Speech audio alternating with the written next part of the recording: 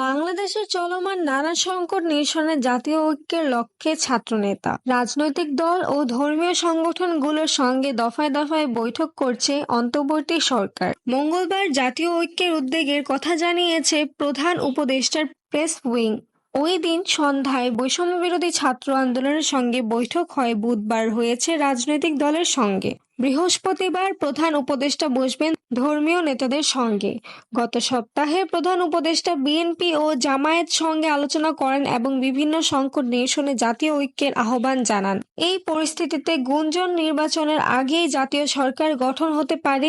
এক্ষেত্রেও অন্তর্বর্তী সরকার বাহাল এবং ডক্টর মোহাম্মদ ইউনূস সরকারের প্রধান উপদেষ্টা থাকবেন। সে সময় উপদেষ্টা পরিষদে পরিবর্তন এনে বিভিন্ন রাজনৈতিক দলের প্রতিনিধিদের উপদেষ্টার দায়িত্ব দেওয়া এবং উপদেষ্টার সংখ্যা বাড়ানো হতে পারে। প্রতিবেদনে বলা হচ্ছে, দেশের বিভিন্ন রাজনৈতিক দল স্বাধীনতা, সার্বভৌমত্ব, অস্তিত্ব ও মর্যাদার প্রশ্নে ঐক্যবদ্ধ থাকার এবং অন্তর্বর্তী সরকারের পাশে থাকার ঘোষণা দিয়েছে। সেই সঙ্গে বাংলাদেশের বিরুদ্ধে ভারতের অপপ্রচার, হস্তক্ষেপ ও উস্কানির বিষয়ে শক্ত পদক্ষেপ নেওয়ারও পরামর্শ দিয়েছে দলগুলো।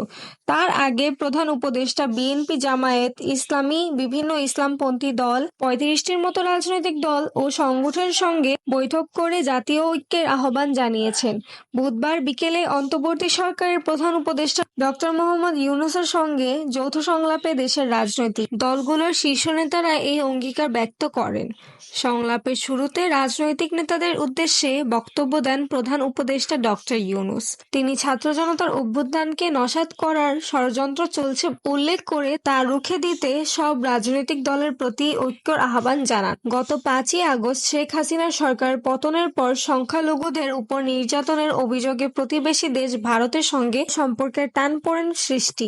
সম্মিলিত সনাতনী জাগরণ জোটের মুখপাত্র চিন্ময় কৃষ্ণ দাসের গ্রেফতারকে কেন্দ্র করে একজন আইনজীবীকে হত্যার ঘটনা, বাংলাদেশ জাতিসংঘের শান্তিরক্ষী পাঠাতে পশ্চিমবঙ্গের মুখ্যমন্ত্রী মমতা বন্দ্যোপাধ্যায়ের ভারতের কেন্দ্রীয় সরকারের কাছে আর্জি জানানো এবং সর্বশেষ আগরতলায় বাংলাদেশের সহকারী হাইকমিশনের হামলা ও জাতীয় পতাকা অবমাননার ঘটনা ঘটেছে।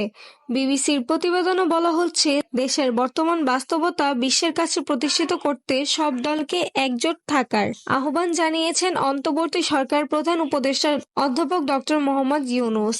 গত 5ই আগস্ট সরকার পতনের পর অন্তর্বর্তী সরকারের সঙ্গে এক প্রকার শীতল সম্পর্ক চলছে দিল্লির। স্বাধীনতার 53 বছরের মধ্যে দুই দেশের এত টানাপোড়েন আগে দেখা যায়নি। তবে সম্পর্ক স্থিতিশীল রাখতে চায় দুই দেশ।